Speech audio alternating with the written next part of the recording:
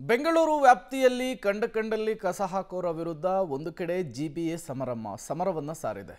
ಮತ್ತೊಂದು ಕಡೆ ಬೇಕಾಬಿಟ್ಟಿ ನೀರನ್ನ ಯೂಸ್ ಮಾಡೋರು, ನೀರನ್ನ ಪೋಲು ಮಾಡೋರ ವಿರುದ್ಧ ಈಗ ಜಲಮಂಡಳಿ ಸಮರವನ್ನ ಸಾರುವುದಕ್ಕೆ ರೆಡಿಯಾಗಿದೆ. ಹೆಚ್ಚಿನ ದಂಡವನ್ನ ವಿಧಿಸುವುದಕ್ಕೂ ಕೂಡ ಪ್ಲಾನ್ ಅನ್ನು ಮಾಡಿಕೊಂಡಿದೆ. ಬನ್ನಿ ಕುರಿತಂತೆ ಒಂದು ವರದಿ ಇದೆ, ನೋಡ್ಕೊಂಡು ಬರೋಣ. ನೀರು ಪೋಲು ಮಾಡೋರ ಮೇಲೆ ಬಿಡಬ್ಲ್ಯೂಎಸ್ಎಸ್ಬಿ ಹದ್ದಿನ ಕಣ್ಣು. ಇನ್ಮುಂದೆ ವಾರಕ್ಕೊಮ್ಮೆ ಜಲಮಂಡಳಿ ಸರ್ಪ್ರೈಸ್ ವಿಸಿಟ್. ಇದುವರೆಗೆ ಸುಮಾರು 40 ಲಕ್ಷ ರೂಪಾಯಿ ದಂಡ ವಸೂಲಿ, 5,000 ದಂಡದ ಜೊತೆ ನೀರಿನ ಕನೆಕ್ಷನ್ ಕಟ್. ರಸ್ತೆಯಲ್ಲಿ ಕಸ ಸುರಿಯುವವರ ಮನೆ ಮುಂದೆ ಕಸ ಸುರಿದು ಬೆಂಗಳೂರಿಗರಿಗೆ ಪಾಠವನ್ನ ಜಿಬಿಎ ಕಲಿಸಿತ್ತು. ಇದರ ನಂತರ ಇದೀಗ ನೀರು ಪೋಲು ಮಾಡುವವರಿಗೆ ಪಾಠ ಕಲಿಸಲು ಬೆಂಗಳೂರು ಜಲಮಂಡಳಿ ಮುಂದಾಗಿದೆ. ಬೆಂಗಳೂರಿನಲ್ಲಿ ಕುಡಿಯುವ ನೀರನ್ನ ಬೇರೆ ಉದ್ದೇಶಕ್ಕೆ ಬಳಸಿದವರಿಗೆ ಮತ್ತು ಪೋಲು ಮಾಡಿದವರಿಗೆ ಜಲಮಂಡಳಿ 5,000 ರೂಪಾಯಿ ದಂಡವನ್ನ ಕೆಲ ತಿಂಗಳಿಂದ ಹಾಕುತ್ತಿದೆ. ಇದುವರೆಗೂ ನಗರದಲ್ಲಿ ಅಂದಾಜು 40 ಲಕ್ಷ ರೂಪಾಯಿ ದಂಡ ವಸೂಲಿ ಮಾಡಲಾಗಿದೆ. ಪ್ರಮುಖವಾಗಿ ಬೋರ್ವೆಲ್ ನೀರನ್ನ ವಾಹನ ತೊಳೆಯಲು, ರಸ್ತೆಗೆ ಸುರಿದವರು, ಗಿಡಗಳಿಗೆ ಕುಡಿಯುವ ನೀರು ಬಳಸಿದವರಿಗೂ ದಂಡ ವಿಧಿಸಲಾಗಿದೆ. ಆದ್ರೂ ನೀರು ಪೋಲಾಗುವುದು ನಿಲ್ಲುತ್ತಿಲ್ಲ. ಹೀಗಾಗಿ ಮತ್ತಷ್ಟು ಕಾರ್ಯಾಚರಣೆ ಹೆಚ್ಚಿಸಲು ನಿರ್ಧರಿಸಲಾಗಿದೆ.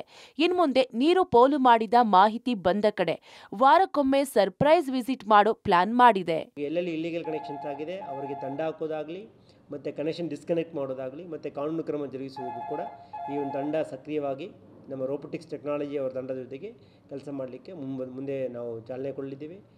ಬಹುಶಃ ಇನ್ನೊಂದು ವಾರದ ಒಳಗಡೆ ಸನ್ಮಾನ್ಯ ಉಪಮುಖ್ಯಮಂತ್ರಿಗಳವರು ಜನರಿಗೆ ಈ ಒಂದು ಯೋಜನೆ ಜಾರಿಗೊಳಿಸಲಿದ್ದಾರೆ.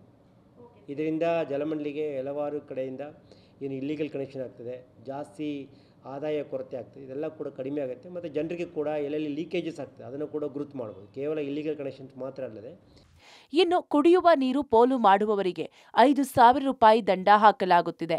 ದಂಡ ಕಟ್ಟದೇ ಇದ್ರೆ ನೀರಿನ ಬಿಲ್ ಜೊತೆ ಫೈನ್ ಮೊತ್ತವನ್ನು ಸೇರಿಸಿ ಹಾಕಲಾಗುತ್ತಿದೆ.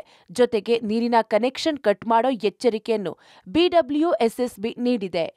ಈಗಾಗಲೇ ನಮ್ಮ ಜಲಮಂಡಳಿ ವತಿಯಿಂದ ಕಳೆದ 2 ವರ್ಷಗಳಲ್ಲಿ ಮೋರ್ ದೆನ್ 40,000 ಕೇಸಸನ್ನು ನಾವು ಹುಡುಕಿದ್ದೇವೆ ಮತ್ತು ಅದನ್ನು ಡಿಸ್ಕನೆಕ್ಟ್ ಮಾಡಿದ್ದೇವೆ. ಇದರಿಂದ ದಂಡವನ್ನು ವಿಧಿಸಿ ನಮ್ಮ ಜಲಮಂಡಳಿಗೆ 323 ಕೋಟಿ ರೂಪಾಯಿಯನ್ನು ನಾವು ಆದಾಯವನ್ನು ಪಡ್ಕೊಂಡಿದ್ದೇವೆ.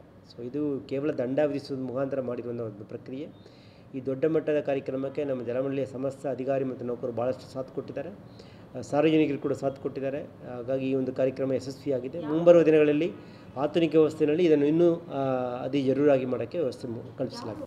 ಒಟ್ನಲ್ಲಿ ಬೆಂಗಳೂರಿಗರು ಇನ್ನಾದ್ರೂ ನೀರನ್ನ ವ್ಯರ್ಥ ಮಾಡದೆ ಸದ್ಬಳಕೆ ಮಾಡಿಕೊಳ್ಳಬೇಕು. Aruna Shiraguppi, public TV, Bengaluru.